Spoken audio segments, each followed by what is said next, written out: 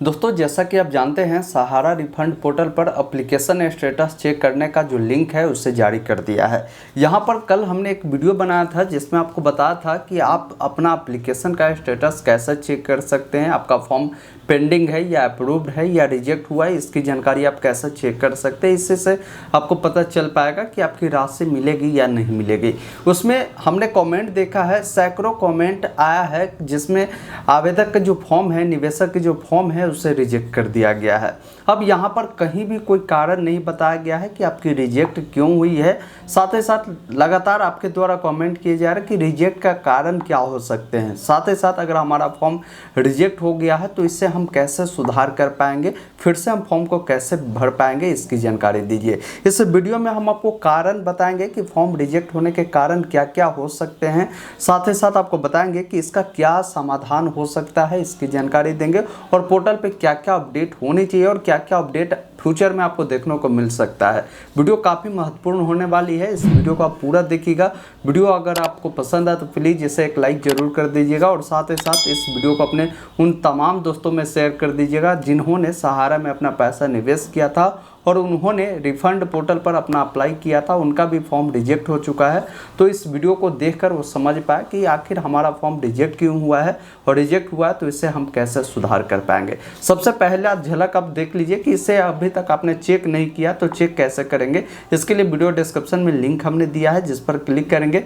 यहाँ पर आप पोर्टल पर आएंगे तो सबसे पहले आपको अपने आधार का लास्ट 4 डिजिट डालना है, आधार से जुड़ा मोबाइल नंबर डालना है और गेट OTP पे क्लिक करना है। आधार से जुड़ा नंबर पर OTP प्राप्त होगा, OTP को डालकर इसे सत्यापित करेंगे। आपके सामने आपका स्टेटस देखने को मिल जाता है जहां पर क्लियर कई सारे ऑप्शन है, लेकिन स्टेटस वाले ऑप्शन में देखेंगे आपका 3 ही ऑप्शन मिलेगा। तीनों में से कोई एक ऑप्शन आपका होगा। पहला हो सकता है आपका पेंडिंग है।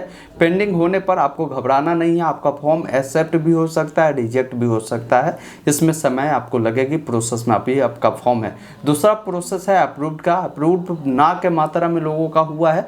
अप्रूव्ड अगर आपका हो जाता तो 45 दिनों के अंदर में राशि आपको मिल जाएगी।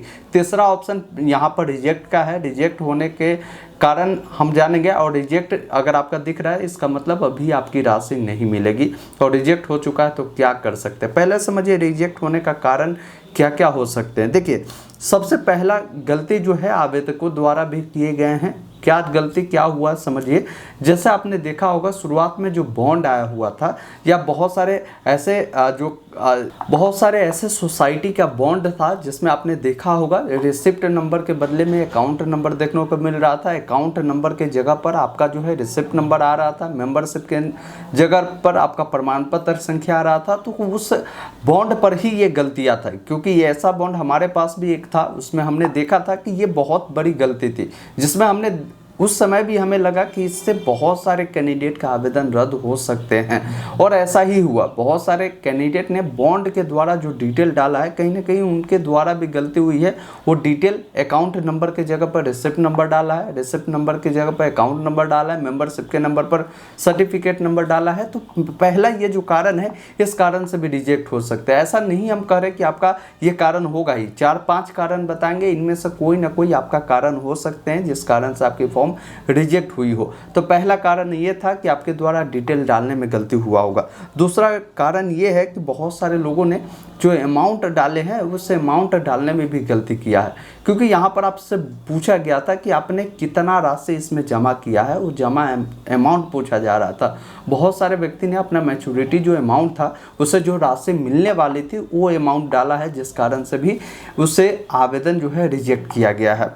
तीसरा जो कारण है, बहुत सारे व्यक्ति का आधार पे डिटेल कुछ और है, जैसे आधार पर नाम, डेट ऑफ बर्थ कुछ और है और उन्होंने सहारा में जो निवेश किया था, जो उनके बॉन्ड है उस पर उनका नाम, उनके पिताजी का नाम, उनके एड्रेस कुछ और है, आधार पे कुछ और है, जिस कारण से भी अगर आपकी डिटेल फैच नहीं होते, क्योंकि आपने देखा होगा आधार नंबर डालने के बाद आपकी ऑटोमेटिक डिटेल फैच होती है जिसमें आपसे कहीं भी खाता भी नहीं लिया जाता है, ऑटोमेटिक अकाउंट भी ले ली जाती है। तो कहीं ना कहीं बहुत सारे लोगों का ये भी गलती है आधार में डाटा मिसमैच का, जिस कारण से भी आपके फॉर्म रिजेक्ट हो सकते हैं। चौथा सबसे महत्वपूर्ण जो अपडेट है और जो कारण है, इससे बहुत सारे आवेदकों का फॉर्म रिजेक्ट हुए हैं।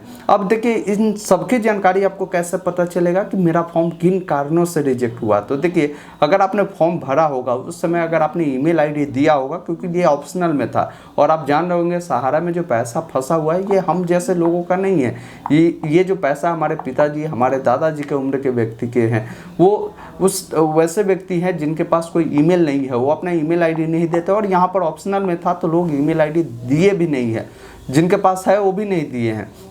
यहाँ पर जो लोग ईमेल आईडी प्रोवाइड किए हैं उनके ईमेल पे बाकायदा एक जो है नोटिफिकेशन आया है कि आपका फॉर्म जो है किन कारणों से रिजेक्ट हुए हैं। तो इसमें मैक्सिमम लोगों को हमने देखा है कि आपने जो क्लेम फॉर्म डाला है जिन कारण से आपका फॉर्म रिजेक्ट हुए हैं।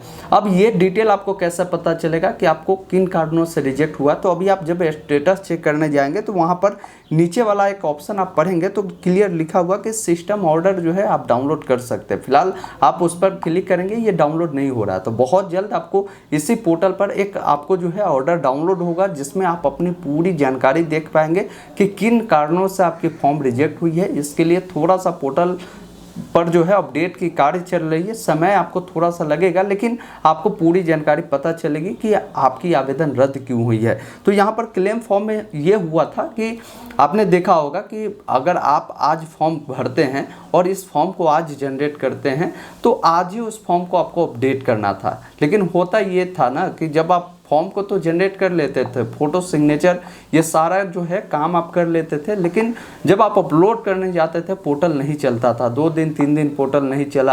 आपने फॉर्म को जो है कभी और जनरेट कर लिया और आपने उससे अपलोड 4 दिन 1 हफ्ता बाद किया, जिन कारणों से भी फॉर्म रिजेक्ट हो रहा है। क्योंकि उस पर क्लियर आप देखेंगे अगर आपने उस फॉर्म को जनरेट किया होगा तो उस पर एक डेट मेंशन हो जाता है कि आपने इस फॉर्म को कब जनरेट किया है, वही डेट आपको डालना होता है और उसी डेट को आप फॉर्म को फाइनलाइज करना होता है। लेकिन आप जो है फॉर्म किसी और दिन फाइनलाइज किए तो ये भी कारण हो सकते हैं रिजेक्ट का।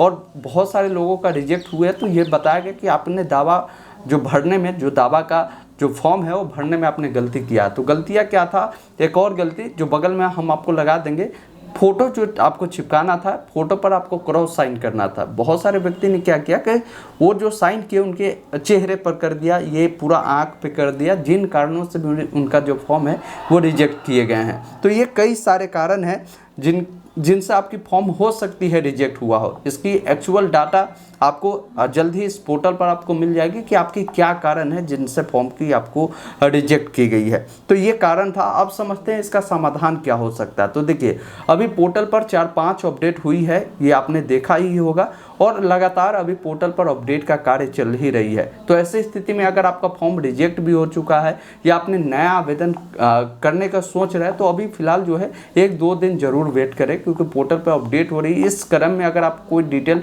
डालते हैं और कल होकर पोर्टल से वो डिटेल हट जाती है तो इन कारण से भी आपकी फॉर्म रिजेक्ट हो सकती है। तो पोर्टल अभी कई सारे अपडेट आपको लाएगी जिसमें आपकी रिजेक्शन के कारण भी बताएगी। साथ ही साथ पोर्टल पर एक नई गाइडलाइन भी आपको आएगी कि फॉर्म जो है इस बार रिजेक्ट हुए, क्योंकि 80% जो कैंडिडेट है उनका फॉर्म रिजेक्ट हुए हैं। तो रिजेक्ट का कारण क्या है, क्या आपको मिस्टेक नहीं करना है, इसकी गाइडलाइन आपको आएगी जो आपको देखने को मिलेगा। और ये इतनी बड़ी पोर्टल है सहारा रिफंड का, इस पे गाइडलाइन तो ज़रूर होनी चाहिए, आवेदन करने से पहले होनी चाहिए। साथ ही साथ यूजर मैनुअल होनी चाहिए जिसमें पूरी स्टेप बाय स्टेप प्रोसेस दिखानी चाहिए कि किस प्रकार आपको फॉर्म भरना है, कहाँ कौन से डिटेल डालना है। क्योंकि अभी भी आप देख पा रहे होंगे कि लोगों के मन में कन्फ्यूजन बने हुए हैं। अब रिजेक्ट होना शुरू हुआ तब तो और लोग घबराए हुए हैं कि भाई अब फॉर्म हम भरे तो कैसे भरे, हमने सभी जानकारी सही भी भरा है फिर भी मेरा फॉर्म रिजेक्ट हुए हैं। तो ऐसी स्थिति में आपको चिंतित नहीं होना, आपको परेशान नहीं होना है। पोर्टल पर आपको एक करेक्शन विंडो का भी लिंक आपको आएगा जिसमें जिन व्यक्ति का फॉर्म रिजेक्ट हुए हैं, क्योंकि हमने देखा है कि बहुत सारे ऐसे निवेशक हैं जिन्होंने 8-9 बॉन्ड डाला है, उनमें उनका 4 बॉन्ड रिजेक्ट है, 4 बॉन्ड बचा हुआ है, कोई 2 बॉन्ड डाला है, 1 रिजेक्ट है, 1 अभी पेंडिंग है। तो ऐसे स्थिति में आपको मौका मिलेगा जो आपकी 1, 2, 3 बॉन्ड आपकी रिजेक्ट हुई है, बाकी जो आपकी पेंडिंग है वो तो अप्रूव्ड होगा चेक होने के बाद। लेकिन जो रिजेक्ट हो चुकी है उससे आप सुधार कर सकते हैं, दोबारा से उस डिटेल को डालेंगे करेक्शन विंडो आने के बाद। बहुत सारे ऐसे भी लोग हैं जिनके पास 10-10 बॉन्ड था, उनके द्वारा एक ही बॉन्ड डालकर वो फॉर्म को फाइनलाइज कर दिए, सबमिट कर दिए। वो भी चाहते हैं कि और बॉन्ड हम ऐड करना, तो ऐसे स्थिति में आपको इंतजार करना है। जल्दी पोर्टल पर अपडेट आएगी, आपको करेक्शन विंडो भी आपको मिलेगा। जिस प्रकार आपको एप्लीकेशन स्टेटस आप चेक कर पा रहे हैं, उसी प्रकार अपनी डिटेल को भी अपडेट कर सकते हैं। तो ये पूरी प्रोसेस थी, रिजेक्ट होने का कारण से लेकर इसका समाधान तक का कारण हमने आपको बताया। मैं उम्मीद करूंगा ये वीडियो आपको काफ़ी पसंद आया होगा तो प्लीज़ इसे लाइक करें, और आपके मन में किसी भी प्रकार के कोई सवाल या सुझाव है तो नीचे कमेंट बॉक्स में आप ज़रूर लिखें। और इस पोर्टल के बारे में और जो सहारा रिफंड के बारे में आप क्या सोचते हैं, अपनी राय भी इस कमेंट बॉक्स में ज़रूर लिखें। वीडियो देखने के लिए बहुत बहुत धन्यवाद।